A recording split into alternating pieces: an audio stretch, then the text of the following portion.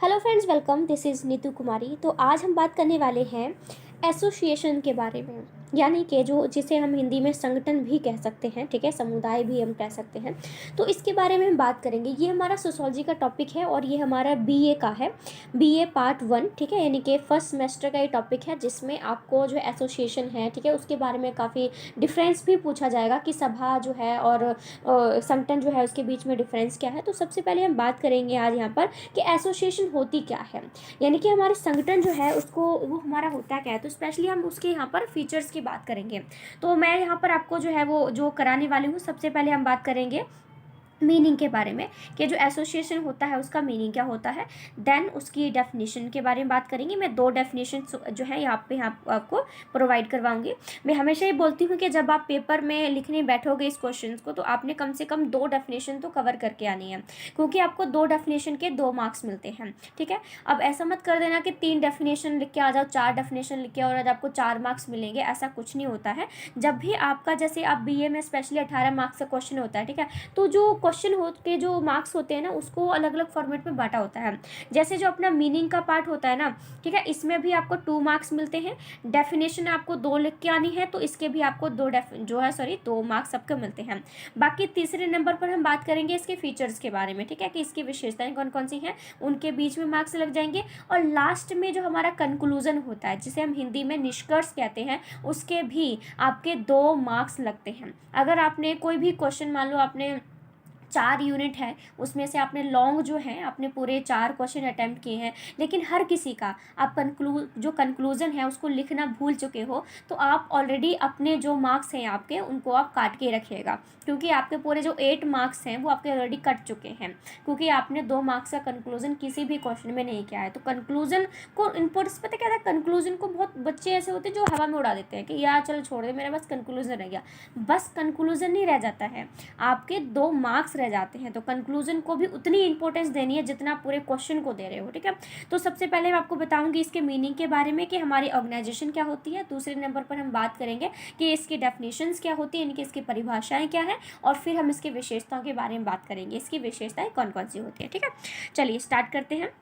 सबसे पहले तो हम इसके मीनिंग के बारे में बात करते हैं। देखिए, लिखा हुआ जो है आपको मिल जाएगा, आप लोग जो है स्क्रीनशॉट लेकर भी अपना काम कर सकते हैं, इसमें बुराई नहीं है, जैसा आपको दिल करे वैसा कर लीजिएगा। लेकिन ऐसे तो कोई भी जो है आप जो है स्क्रीनशॉट लेके अपना काम कर सकता है, लेकिन जो आपको पढ़ा रहा है, ठीक है, उसको सुनना बहुत ज़रूरी है, क्योंकि ऐसी बहुत सारी चीज़ें होती हैं जो यहाँ पर लिखी हुई नहीं होती हैं जितना हम एक्सप्लेन करते हैं। बहुत सारी चीज़ें जो है, बहुत सारे एग्जाम्पल हम लेते हैं जो कि यहाँ पर मेंशन नहीं होते हैं, लेकिन हम आपको बता रहे होते हैं थोड़ा सिंपल वे में। तो जो भी आपका दिल करे वैसे आप कर सकते हो, लेकिन मुझे सुनोगे तो आपको बहुत बेनिफिट मिलेगा, ठीक है। तो चलिए सबसे पहले हम इसके इंट्रोडक्शन की बात करते हैं कि हमारा एसोसिएशन क्या होता है, यानी इसका मीनिंग क्या होता है, एसोसिएशन आखिरकार होता क्या है। फिर तो आपको अगर एसोसिएशन समझ आ जाएगा तभी तो आप इसके फीचर्स को समझ पाओगे, इसकी डेफिनेशंस को समझ पाओगे, है ना। तो सबसे पहले लिखा है कि मनुष्य एक सामाजिक प्राणी है और सामाजिक प्राणी होने के नाते उसकी कुछ आवश्यकताएं भी होती हैं। अपनी इन आवश्यकताओं को पूरा करने के लिए व्यक्ति कई प्रकार की कोशिशें करता है, और वह 3 प्रकार की कोशिशें करता है, क्योंकि हम लोग जो है सोसाइटी में रहते हैं, हम लोग सोशल बीइंग हैं, हम एक सोशल एनिमल हैं। जो मनुष्य है उसको सामाजिक जो है वो जानवर जो है आप कह सकते हैं, ये कहा जाता है, क्योंकि वो अकेले अपनी बहुत सारी जो इच्छाएं होती हैं, बहुत सारी जो ज़रूरतें हैं, वो अकेले पूरे नहीं कर सकता है, ठीक है। अगर उसे कोई खाने की चीज़ चाहिए तो उसे दूसरी दुकान पे जाके ख़रीदना पड़ेगा, ठीक है। ऐसी बहुत सारी चीज़ें होती हैं जो घर में वो नहीं बना सकता, उसे दूसरी मार्केट से लेके आना पड़ता है। जैसे मैं यहाँ पर नमक की बात करूँ, नमक आप घर में नहीं बना सकते, वो ऑलरेडी वहीं से बना हुआ पैक होके आता है, ठीक है। एकदम से आप नमक बनाने की प्रोसेस है उसको नहीं अप्लाई कर सकते हो, है ना। तो इसमें ये लिख रखा है सबसे पहले कि मनुष्य एक सामाजिक प्राणी है, उसकी बहुत सारी ज़रूरतें होती हैं और वो उन ज़रूरतों को अकेले नहीं पूरा कर सकता, उसे किसी ना किसी का सहयोग चाहिए, किसी ना किसी का साथ चाहिए होता है। तो वो अपनी जो ज़रूरतें होती हैं उनको पूरा करने के लिए वो 3 प्रकार की कोशिशें करता है। पहली कोशिश ये होती है कि वो अपनी आवश्यकता बिना किसी सहायता के पूर्ण करे। पर आज कल के आधुनिक समाज में अकेले रह पाना और अकेले ही अपनी ज़रूरतों को पूरा करना संभव नहीं है। आज के टाइम पे हम इतने एक दूसरे पे डिपेंड हो चुके हैं, टेक्नोलॉजी पे डिपेंड हो चुके हैं और लोगों पे डिपेंड हो चुके हैं कि हम अकेले अपनी कोई भी जो ज़रूरतें हैं उनको पूरा नहीं कर सकते, हमें कहीं ना कहीं दूसरे लोगों की ज़रूरत की जो है वो पड़ती है। दूसरा तरीका ये होता है कि वो अपनी आवश्यकता की चीज़ें दुनिया से छीन कर पूरी करे। ठीक है। पर दूसरों से छीन कर अपनी आवश्यकताएं पूरी करना नामुमकिन है, ठीक है, क्योंकि यह तरीका गैर सामाजिक है और मनुष्य समाज में रहते हुए इस तरह के तरीके नहीं अपना सकता। आपको अगर किसी की कार चाहिए, आपको किसी की कार पसंद है, तो ऐसा थोड़ी आप छीन कर उसको यूज़ करना शुरू कर दोगे।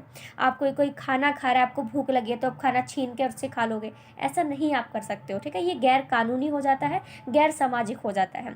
अगर कोई खाना खा रहा है, आपको भूख लगी है, तो उससे आप बोल दो कि जी मुझे भी थोड़ा सा दे दो, आप रिक्वेस्ट कर सकते हो। खाना छीन के आप खा नहीं सकते हो, ठीक है, वो आपके खिलाफ केस भी दायर कर सकता है।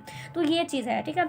तीसरा तरीका और आखिरी तरीका है, सबसे बढ़िया तरीका ये है कि मनुष्य समाज में रहते हुए दूसरों के साथ सहयोग करते हुए अपनी ज़रूरतें पूरा करे, क्योंकि ये जीवन का आधार है, ठीक है। तीसरी जो तीसरा तरीका है बहुत ही अच्छा है कि आप जो है सहयोग करें, कॉपरेट करें। आप उसको कुछ हेल्प करो तो दूसरा तभी आपकी हेल्प करेगा, ठीक है। ऐसा नहीं होना चाहिए ना कि आप ही फ़ायदा उठा रहे हो, दूसरे को कुछ मतलब दूसरे को कोई फ़ायदा नहीं हो रहा है तो वो भी आपकी हेल्प करना छोड़ देगा। अगर आपने उससे कोई हेल्प मांगी है तो आपको भी उसको उसकी हेल्प करनी पड़ेगी। सभी सभा भी इसी सहयोग पर आधारित है। जब कुछ लोग किसी विशेष उद्देश्य के लिए आपस में सहयोग करते हैं और संगठन बनाते हैं तो इस संगठित हुए संगठन को सभा कहते हैं। आम शब्दों में किसी विशेष मकसद के लिए बनाए गए संगठन को सभा कहते हैं। सभा का एक निश्चित उद्देश्य होता है जिसकी पूर्ति के बाद उसे छोड़ भी जा सकता है। अभी इस वीडियो में आपको बताने वाली हूँ मैं कि फीचर्स ऑफ एसोसिएशन, कि हमारा जो सहचर्य है, ये जो संगठन है, ठीक है, सभा है, सॉरी, ठीक है, तो उसके कौन कौन से फीचर्स होते हैं, ठीक है, तो इसमें हम बात करेंगे। नेक्स्ट वीडियो में डिफरेंस भी बताने वाली हूँ कि एसोसिएशन और एक और टॉपिक है उनके बीच में डिफरेंस क्या है, आपसे पूछा गया है, बहुत इंपॉर्टेंट है, तो वो आपको मैं धीरे धीरे करके बताऊंगी, ठीक है। अब हम बात करते हैं अपनी डेफिनेशंस के बारे में, और आपको मैं पहले ही बता चुकी हूँ कि डेफिनेशन आपने 2 डेफिनेशन लिख के आनी है, यानी कि 2 परिभाषाएं आपके पास होनी चाहिए, क्योंकि 2 डेफिनेशन के आपको 2 मार्क्स मिलेंगे। सबसे पहली डेफिनेशन दे रखी है गिलिन और गिलिन ने। उन्होंने कहा है कि सभा व्यक्तियों का ऐसा समूह है जो किसी निश्चित उद्देश्य या उद्देश्यों के लिए परस्पर संबंधित है और स्वीकृत कार्य प्रणालियों और व्यवहारों द्वारा संगठित होता है। एक चीज़ हमेशा और याद रखनी है डेफिनेशन के मामले में कि जो डेफिनेशन जिसने भी लिखी है, जिन वर्डिंग में लिखी है, जिस सीक्वेंस में लिखी है, आपको वैसे ही याद करनी पड़ेगी। आप उसको अपनी सोच समझ से चेंज करके नहीं लिख सकते हो। जैसे मीनिंग है, मैंने अब आपको समझाया, तो आप उसे अपने शब्दों में थोड़ा सा एक्सप्लेन करके लिख दोगे, लेकिन ये जो डेफिनेशन आप सामने देख रहे हो इसको आप अपने शब्दों में नहीं लिख सकते हो। जैसी डेफिनेशन आपके सामने लिखी हुई है आपको वैसे ही याद करनी पड़ेगी और वैसे ही लिख के आनी पड़ेगी, ज़रा भी आप चेंज इसमें नहीं कर सकते हैं, ठीक है।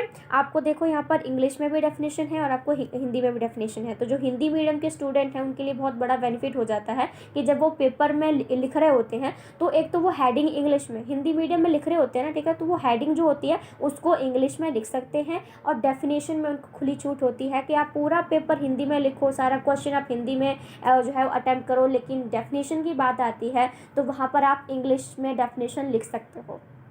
ये हिंदी मीडियम के बच्चों के लिए बहुत ही बड़ा एडवांटेज आप समझ सकते हो कि अगर आपके सामने कोई इंग्लिश मीडियम का बच्चा बैठा है और आपको कोई डेफिनेशन याद नहीं आ रही है तो आप उसकी डेफिनेशन जो है नकल मार के लिख सकते हैं, क्योंकि आपको पूरा ये अधिकार दिया हुआ है कि आप चाहे हिंदी मीडियम के हो लेकिन आप डेफिनेशन को इंग्लिश में लिख सकते हो, ठीक है। दूसरी डेफिनेशन दे रखी है मैकआवर और पेज ने। उन्होंने कहा है कि साधारण तौर पर किसी एक फ़ायदे या कुछ फ़ायदों की प्राप्ति के लिए निर्मित संगठन को सभा कहते हैं, ठीक है। यानी कि आपका कोई एक फ़ायदा हो सकता है या बहुत सारे फ़ायदे हो सकते हैं, जिस चीज़ के लिए आपने उस एसोसिएशन को बनाया है उसको हम सभा कहते हैं। और रही बात नकल की, तो नकल के सहारे कभी मत जाइएगा, ठीक है, क्योंकि आप जिस दोस्त के सहारे, हो सकता है कि आप जिस दोस्त के सहारे जो है वो वहाँ पे पेपर देने के लिए गए हो और वो पेपर में ना आया हो, उस दिन उसने छुट्टी कर ली हो, तो आपकी छुट्टी बहुत अच्छे से हो जाएगी।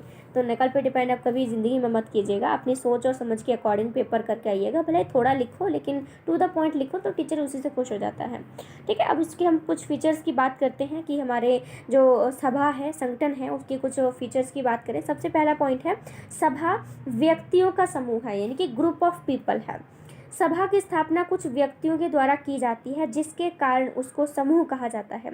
इस तरह सभा मूर्त है क्योंकि व्यक्ति मूर्त है, ठीक है, यानी कि एब्स्ट्रैक्ट की जो है यहाँ पर हम बात करने वाले हैं, ठीक है। तो सबसे पहले जो विशेषता वो है कि ग्रुप ऑफ पीपल है, क्योंकि ऑफकोर्स हम जो कोई सभा बनाते हैं, संगठन बनाते हैं, तो जानवरों की होगी नहीं, ठीक है, हमारे ह्यूमंस की होगी ना।